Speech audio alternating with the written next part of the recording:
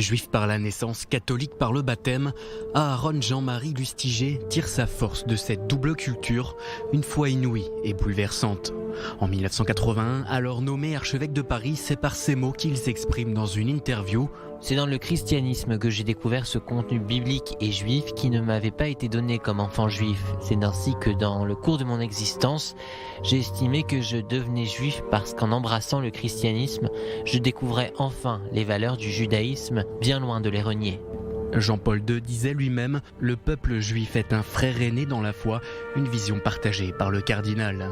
D'autres signes marquent une nouvelle ère de l'amitié judéo-chrétienne, la visite du Saint-Père à la synagogue de Rome en 1986, la reconnaissance de l'État d'Israël par le Vatican en 1993 ou encore la déclaration de repentance de l'Église de France pour la déportation des Juifs, en partie orchestrée par Jean-Marie Lustiger lui-même. Reconnaissance du rapprochement judéo-chrétien opéré par Monseigneur Lustiger, l'ouverture d'un jardin paysager. En 2013, soit 6 ans après sa mort, un mémorial lui est dédié au monastère d'Abou-Gosh près de Jérusalem.